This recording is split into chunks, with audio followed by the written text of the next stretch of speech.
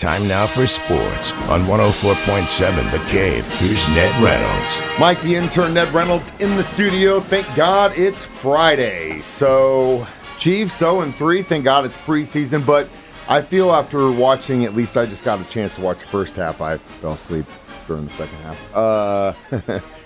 I thought we saw some really good things from different players in the 2s and 3s last night. Well, it depends on your perspective on things. I think it proved the Chicago Bears reserves and hangers-on were better than the Chiefs reserves and hangers-on because many of those guys are not going to be around next week, folks. Cut-down day is Tuesday the 27th. Of course, the cuts can take place before then, but I think most teams will probably wait and evaluate their players. Chicago played pretty well. I was a little disappointed in Kansas City's defensive reaction. They didn't really sustain a lot of pressure on the Bears. Bears had some good plays, but so did Kansas City. And the young man with the flowing blonde hair is a tough running back. He's going to make the team. I'm quite sure about that. Mr. Steele, I love that guy. Even if it's special teams, he's had special teams plays. He's had running back plays. He's had all kinds of great plays. It's probably special teams is where he's going to begin, but he could be used as a substitute fullback if they use that scheme, which I think Andy Reid probably will. But Steele's a good ball player. Began his career with the Division I team that the Bears played this year, Ball State and Muncie. Bears can beat that team, and then ended it with UCLA last year as a transfer portal player. He's good. He's a tough, hardcore running back, and the guys like to play in front of him and block for him. He's a solid ball player. He makes the team. I think there were maybe one or two linemen who may have excelled, but in terms of the rest of them, defense, I saw a lot of guys who are not going to be around. Yeah, that I agree. I agree with your concern in some of the backups and the depth in which we have it. I'll tell you one place we are stacked, and that's wide receiver. Holy moly, we've got a pretty big stack there. It'll be interesting to see how that shakes out.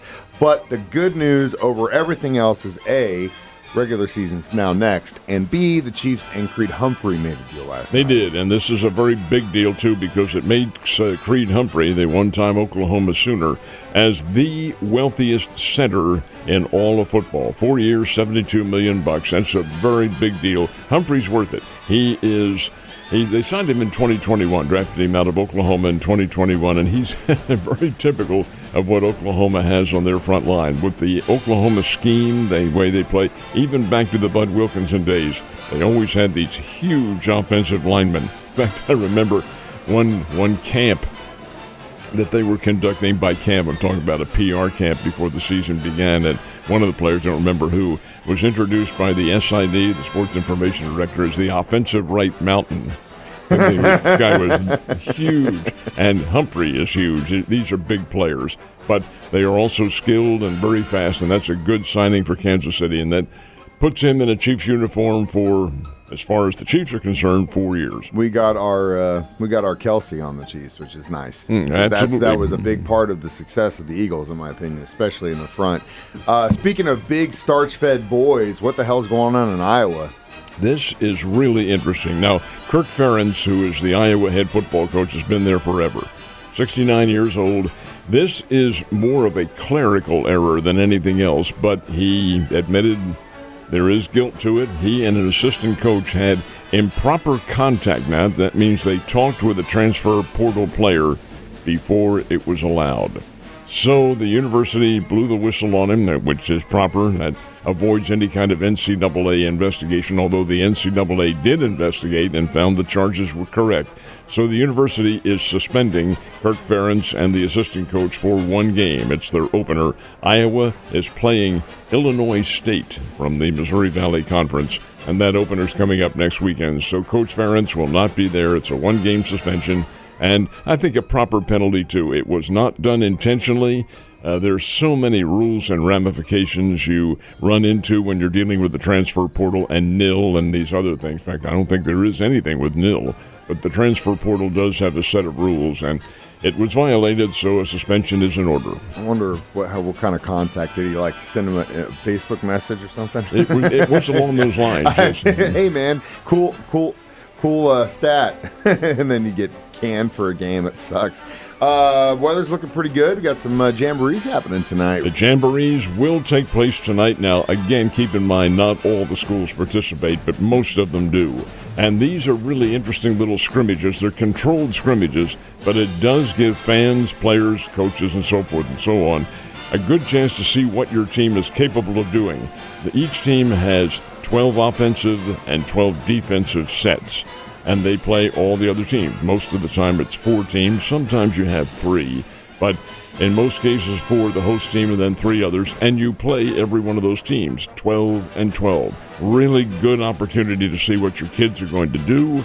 And it doesn't take very long, probably about an hour and a half, 2 hours, somewhere around there. The fans are right there, and the games are fully officiated. So it is a scrimmage. Season gets underway next Friday. How many jamborees are you going to try and take in tonight? I will be otherwise occupied tonight. It's getting closer to that big old bag of cash in Colorado. And there is indeed, and it's huge, and the winner will pocket $4 million coming up on Sunday. This is only the second tournament in the FedEx PGA playoffs. The second one is at Castle Rock, Colorado, and indeed it's a long course. It's 8,100 yards. That is long in any case, PGA included. But keep in mind the air is a little different out there, and that ball does fly. Okay, here's the key. There are only 50 players. The field has been cut to 50, and the last player to qualify after last weekend's action was Keegan Bradley. And he's the leader. He's the leader in this one after a 6-under par.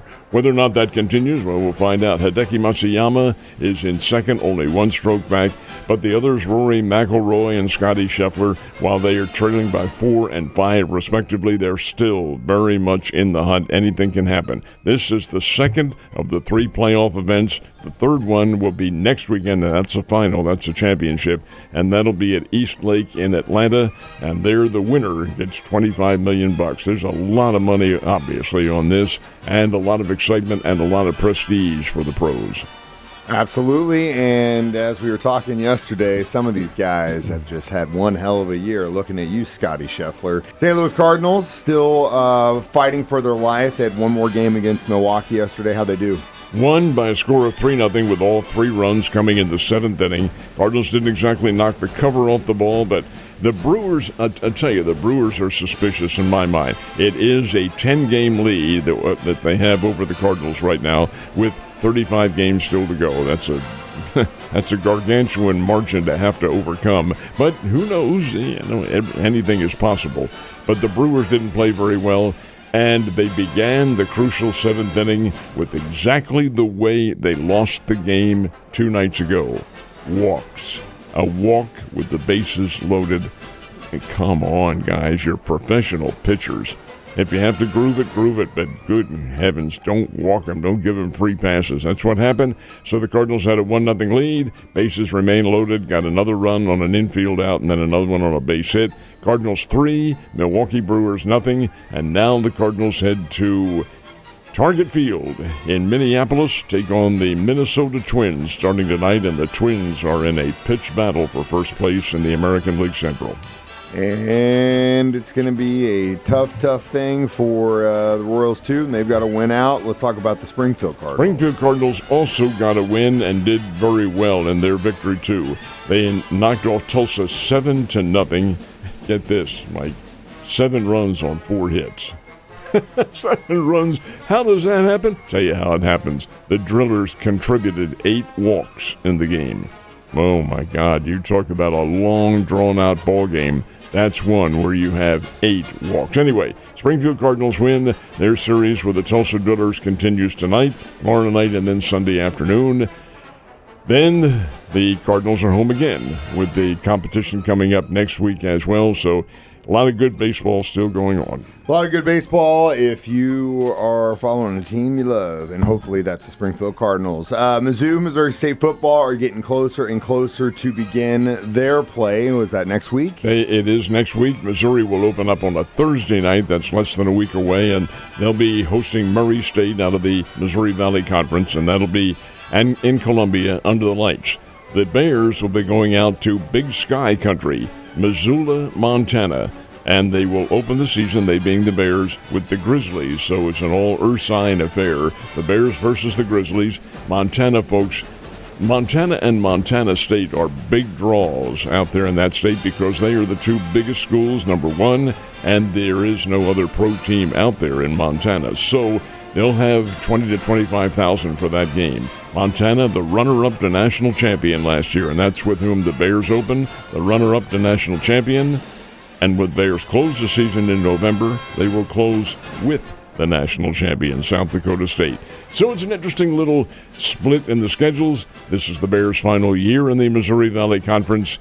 Go Bears. We'll see what happens. Go Bears. Go K-State. Go Tigers. Go whoever you follow. Go Ned. Have a great weekend. I'll see you on Monday.